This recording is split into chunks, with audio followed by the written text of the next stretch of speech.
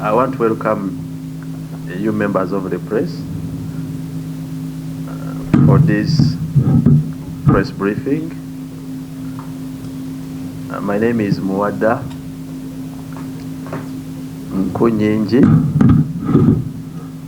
I'm a member of parliament for Chadondo County East, and I'm addressing you today as the Shadow Minister for Foreign Affairs. Ladies and gentlemen, and the country at large,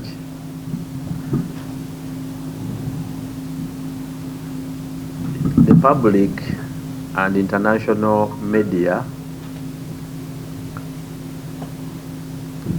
has, for the past several weeks, interfaced with the situation as reported by international media in the Middle East, the security situation resulting from the tensions between the Republic of Israel and Iran, and equally the voices from the several countries of the world, and as well the several preliminary engagements at the United Nations as a front. As reported widely by international media,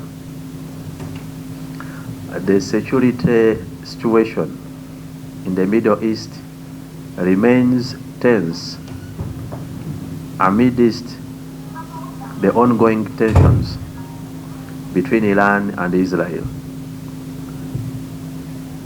As the opposition and as an alternative government for Uganda, we are concerned, and we want to urge, and we urge indeed, all sides of the conflict to explore diplomatic options to avoid further escalation of the conflict. We want to call upon the United Nations to urgently mediate and navigate options for a diplomatic and peaceful solution. It is our wish for us all to agitate and to advocate for a peaceful world. Uganda citizens living in the Middle East, Uganda diplomats working or deployed in the Middle East, and Ugandans within Uganda who are intending to travel to the region should take precaution. We want to advise our Uganda diaspora community in the Middle East, the Uganda diplomats, and all Ugandans who are intending to travel, and all those intending to travel from or through Uganda to the Middle East, more so to these tension-ridden areas, to take precaution. And we want to advise them to regularly follow the security guidance as issued by those several host countries. I want to put on record that Uganda has a number of missions in the Middle East. We have a permanent mission in the Republic of Iran, in Tehran, and this permanent mission, this mission of Uganda in Tehran covers several countries under it. But we are aware that due to the poor coordination of our foreign policy, this crisis has found Uganda without a substantive ambassador to Iran. We cannot ascertain whether our embassy is fully operational, but at least we are so sure that they have not yet released any travel or security advice to our nationals. Ambassador Tezikuba, is it Tezikuba? The ambassador of Uganda who died from Tehran, and his body was repatriated back to Uganda.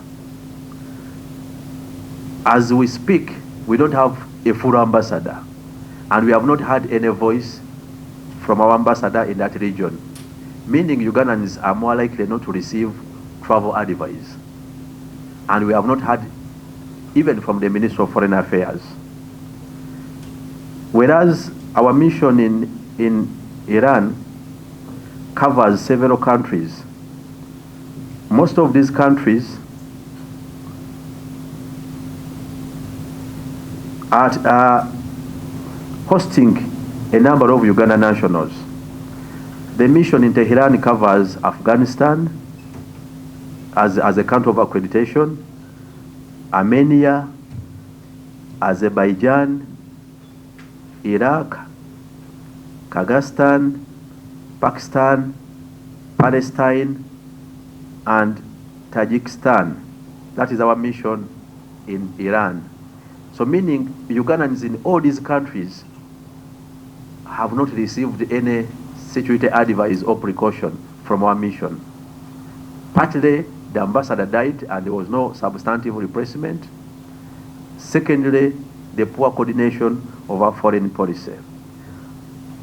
We don't have a substantive mission in Israel, but Uganda has a number of missions in various countries.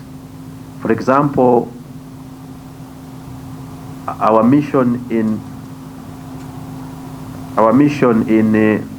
Riyadh, that is Saudi Arabia, is also covering Bahrain, Jordan, Kuwait, Oman, and Yemen, and it also represents us at the Organization of Islamic Cooperation. The Uganda mission in Malaysia, that is Kuala Lumpur, represents us in Brunei, Cambodia, Indonesia, Laos, Myanmar, Philippines, Thailand, and Vietnam. Then our mission in Russia represents Uganda in Belarus, Georgia, Kazakhstan, Moldova, Mongolia, Uzbekistan, and Ukraine. And then we have a mission in Abu Dhabi representing us in the United Arab Emirates. We have a mission, and then we have a permanent mission for the Republic of Uganda in New York, representing us in the United Nations. I have not had a single word, either guidance, and I have not had in the recent months or years any word is spoken by Uganda's permanent representative to the UN. We only hear his name when he's being appointed from one mission and one delegation to another. Ambassador Adonia. Recently we had him being appointed even for NAM, but we don't hear him speak or even comment on matters of international diplomacy. So most of Uganda's diplomats, they only go to earn money, get salary, and then return home at the end of their service. We want to urge our missions to understand the role of diplomacy. At a time like this, when the world is faced with multiple challenges, we expect our diplomatic representation to be active and at minimum issue and advise Ugandans. We want to task the Uganda government and the Minister of Foreign Affairs to initiate standby measures of repatriating Ugandans who may be trapped by the insecurity in case these tensions escalate.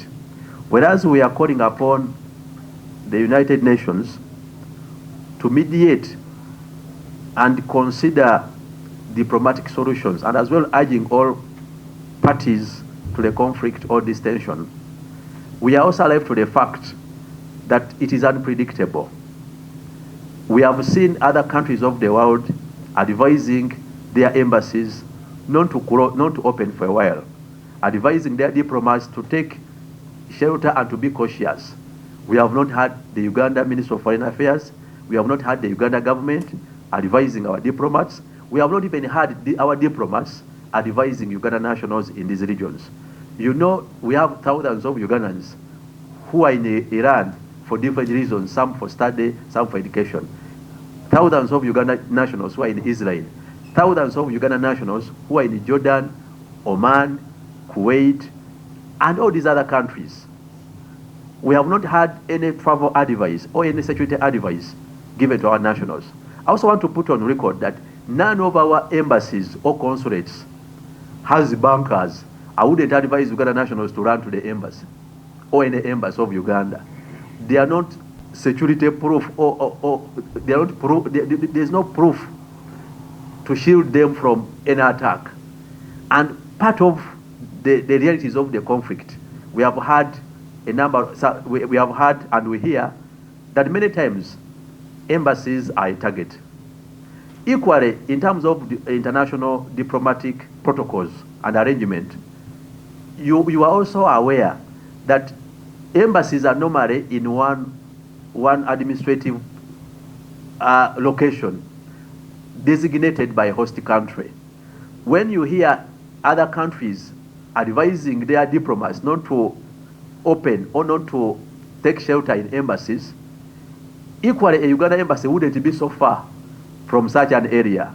So if an area is so insecure, we need to be alive to the fact that our embassies have no bunkers. They have there's nowhere to run, at least from the knowledge and from the record of the ministerial policy and the records of our embassies. So we would advise even our diplomats to remain indoor amid these tensions. We would advise them to utilize alternative means of doing their work, minus being physically present in such insecure locations, especially embassy locations. But again, we want to re-echo that Uganda nationals must heed and must listen to the security advice issued by a number of those host countries. When they say, please run to this area, run to these bunkers, we want to advise Uganda nationals to do the same and to follow suit. Don't wait for an announcement in Uganda. If the host country is using French, try to look for interpreters and get that advice in time. If they are using English or Arabic, please heed to such advice. But at least from the reports of international media, the tensions in the Middle East are still on, and they are unpredictable. But at least we have seen other nationals and other countries advising their nationals and diplomats. And in line with our alternative diplomacy, we shall keep the Uganda public informed as we monitor the global and regional developments.